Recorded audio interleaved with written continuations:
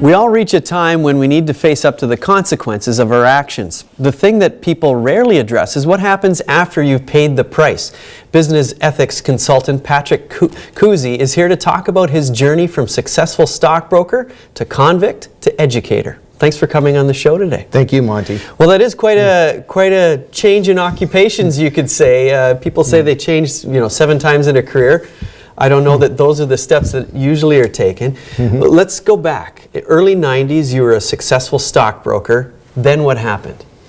I was approached by a friend of mine in the state of Oklahoma about getting involved in investing the state of Oklahoma's money in the bond market.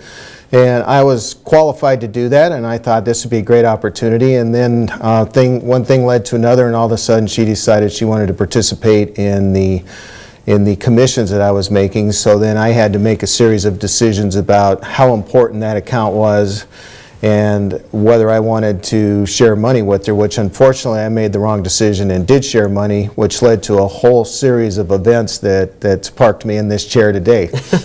Well, in those series of events, I guess if we could go to the next step, you started skimming money from these accounts. I didn't skim any money. What I did is I invested the money, earned my money, and then shared what I earned with her, and she was a state employee. All right. So of course that's against the law. Sure. Against the law.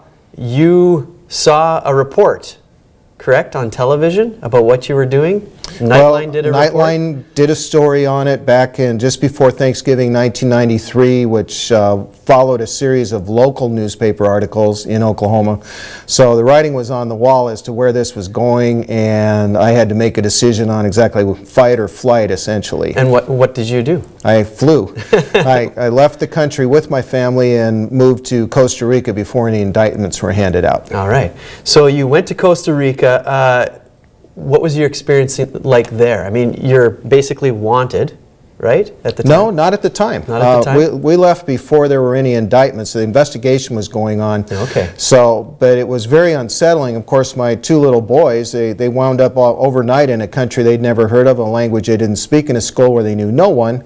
And they're wondering, how did this happen? Because we couldn't forewarn them that that's what we were doing. So we had to concentrate on the kids, and then it was equally awkward because we're in a foreign country trying to figure out what's coming our way, if anything. And as you can imagine, there was a lot of adrenaline there. Sure. And you stayed there for 4 years, was it? Yes. In Costa Rica? Right. And then what happened to make you come back? Well, my wife and kids came back 3 years later, and I came back in the 4th year. And basically, I self-surrendered to the authorities at the U.S. Embassy in Costa Rica, who were going to fly me to Florida. Instead, they flew me straight to the Costa Rican prison. So I wound up serving time there before they transported me back to the United States to be sentenced.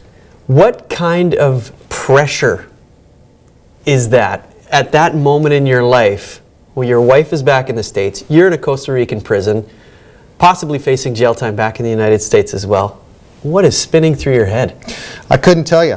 It was basically just pure survival in the prison. So essentially every single day was full adrenaline, try to survive and get through to the next day till something develops. And I had no communication with anyone, so unsettling is kind of a light word to use, but it was very off balance. And to say it's a rough time in your life it doesn't do it justice. Did your family know that this was happening back in you could say the good times when you were making the bad decisions, when the money was coming in? Did they know that this was happening? That I was in a Costa Rican prison? No, before that. Did they know that? Oh, no, they didn't, because I couldn't tell anybody what was going on, because then, of course, it would have raised the alarm. So we just quietly went about our business, and all of a sudden I was making a substantial amount more money, but, everybody just figured I had picked up more accounts, and it was business as usual. Yeah. And now you ended up in jail in the United States as well. Right. And while you were there, you decided to interview your fellow inmates.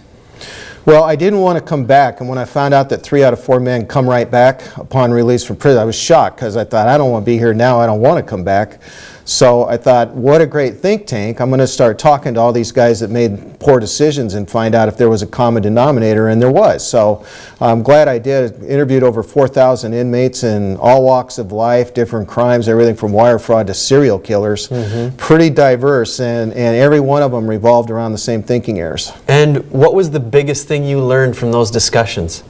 From those discussions, the biggest thing I learned is these thinking errors, the 8 critical thinking errors, which I'll share in my talk tonight.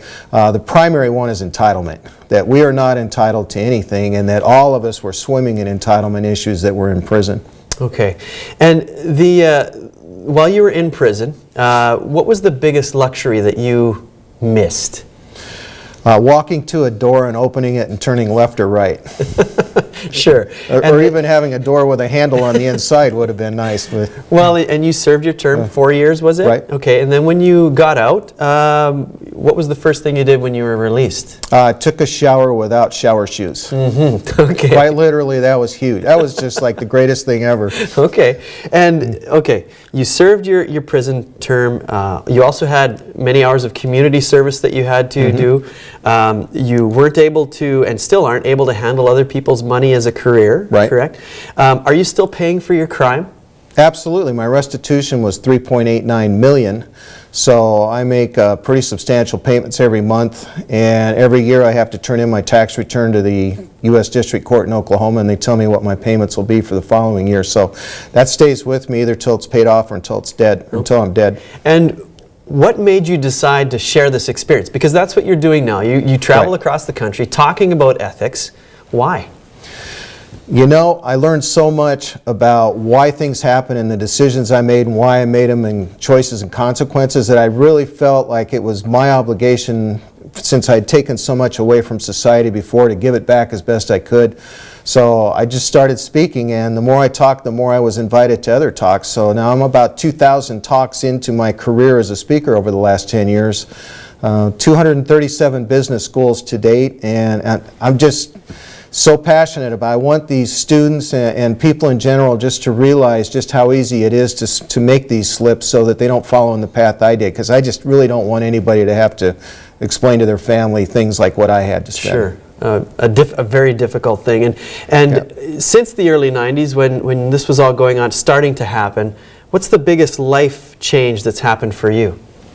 Biggest life change for me is the fact that I've actually been able to realize success in speaking and be able to go out and touch all these lives. I've had the opportunity now to what I call touch lives to over 2.5 million people all over the world, and that's just, it gives me so much pleasure in my life after so much negativity has happened, to be able to give this back and help people and just share and share with them that every choice we make carries a consequence. All right. Well, it's a great message, and good luck on the rest of your speeches. Thank you, Monty. I appreciate it. Thanks for coming on the show.